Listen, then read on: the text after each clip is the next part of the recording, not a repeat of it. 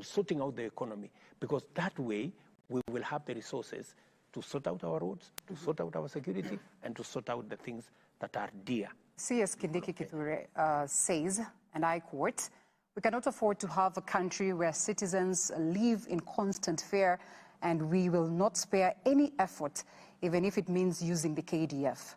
The Constitution dictates that the KDF are then released only as a last resort, and of course to restore peace, but with approval of the National Assembly.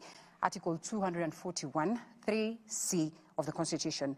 Is the banditry menace as bad and severe such that the government would consider KDF?" It is serious, but it hasn't reached the threshold for us to go to Parliament to get KDF involved.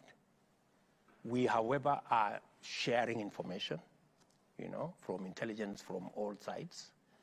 We are sharing facilities and resources, and in some of the areas, we are making the decision that it's good to have security installations in some of these areas. Like, for example, in that whole North Rift, we're going to have some of the training facilities for our security agencies to cement government presence in some of those areas, and to make sure that whenever we need to deploy, we are not deploying from afar. So there will be, for example, a garrison being built up by the army in Lodwar.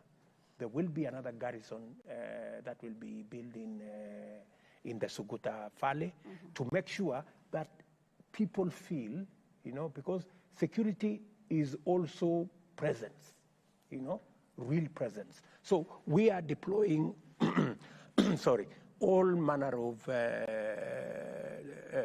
interventions and strategies to make sure that we manage our security. Why don't we have a commission of course, a commission of inquiry that then would look into the extrajudicial killings, now that you mentioned the River Yala cases, and as well the involvement of IPOA and IMLUs and all that? I already had a thorough meeting with IPOA, and we have agreed with them that it is not necessary for establish another task force when IPOA is there, and it is squarely within their mandate to tell us how did Kenyans end up being killed in this manner. And then it was business as usual.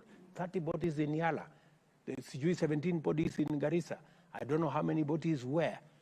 People, there was a container here at the Nairobi area. People were being slaughtered in a police station. How did we end up there? What kind of rogue, institution? And that is why I fired that Kinoti man, because, it's not right, good people. Should there be responsibility more than just firing? Of course, there will be responsibility. He did not resign? You fired him? We'll have another. Okay, can we move this forward, Your Excellency? Since we're talking about security and talk about we have involved in DR Congo, we have interest in Somalia. What's